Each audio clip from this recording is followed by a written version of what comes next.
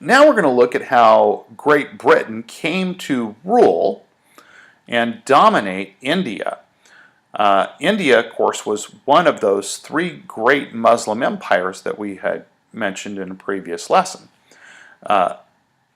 India was the former Mughal empire, but Britain moved in. In the 1600s, the British East India Company won trading rights in part of the Mughal Empire. And as the Mughal Empire declined, Britain took advantage of the disunity. Keep in mind that you've got some different religions in India. You've got, once again, it had been a Muslim country under the Mughal Empire, but you also had Hindus and Sikhs, and so there just was kind of a lot of disunity. They didn't really pull together or all have a common faith, and taking advantage of that, Britain kind of moves in, and by the mid-1800s it controlled more than 3/5 of India. By the early 1800s, British officials introduced Western education and legal procedures. Missionaries tried to convert Indians to Christianity, which they felt was superior to Indian religions. The British also worked for social change. They worked to end slavery and the caste system, which of course we talked about much earlier in the year. India had a very rigid caste system or social hierarchy. And so they sought to end that and to improve the position of women within the family. One law banned sati, a Hindu custom practiced mainly by the upper classes, which called for a widow to join her husband in death by throwing herself on his funeral fire. Kind of a graphic way to die. British influence in India was also expanding. This began with the British East India Company. They also introduced policies that led to later nationalist movements. Militarily, the British forced sepoys, or Indian soldiers under British rule, to accept overseas service, which also violated the caste. The British also ran into trouble with the Lee Enfield rifle. The soldiers had to bite the tip off the cartridge, which were supposedly dipped in animal fat, which was another violation of the caste. And this led to what became known as the Sepoy Mutiny. Between 1857 and 1858, soldiers who wouldn't load their rifles were imprisoned. Once freed, they killed British officers and marched on Delhi, restoring a Mughal emperor to the throne. Great Britain took control over the next year, taking control from the East India Company and through the Government of India Act, which made Queen Victoria the Empress of India. And here you can see the punishment of the sepoys, a rather graphic way to punish people, strapping them to a cannon.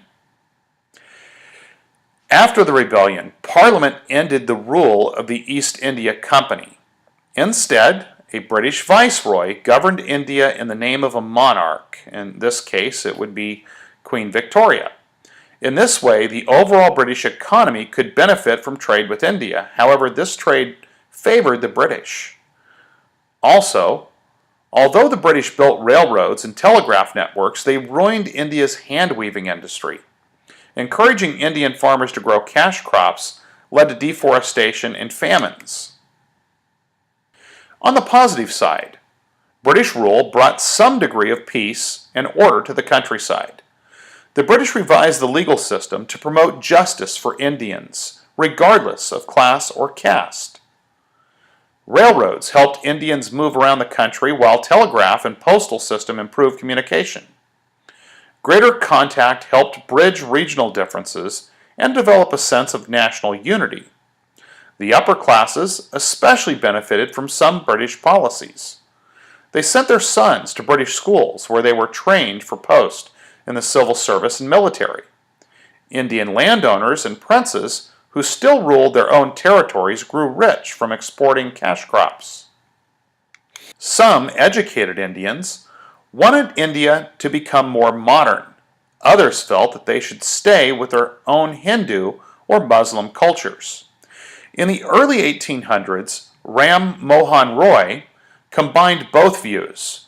Roy condemned childhood marriage and sati, which once again called for a woman to throw herself on her husband's funeral fire. He opposed purdah, or the isolation of women. He also set up educational societies to help revive pride in Indian culture. Educated Indians, predominantly Hindu, demanded increasing equality in self-government. India did eventually become independent in 1946, just after World War II. In 1885, they formed the Indian National Congress. At first, Muslims and Hindus worked together for self-rule. In time, however, Muslims grew to resent Hindu domination of the Congress Party and worried that a Hindu-run government would oppress Muslims. In 1906, they formed the Muslim League to pursue their own goals. Soon, they were talking of a separate Muslim state. And now we'll take a look at a new leader, Mohandas Gandhi, also known as Mahatma. He united Indians. Gandhi had a great deal of experience opposing unjust government. He had spent 20 years fighting laws in South Africa that discriminated against Indians. Gandhi inspired people of all religions and backgrounds. He preached ahimsa, or a belief in nonviolence and respect for all life. For example, he fought to end the harsh treatment of the untouchables, the lowest group in society. Henry David Thoreau's idea of civil disobedience influenced Gandhi. This was the idea that one should refuse to obey unfair laws. Gandhi proposed civil disobedience and nonviolent actions against the British. For example, he called for a boycott of British goods, especially cotton textiles.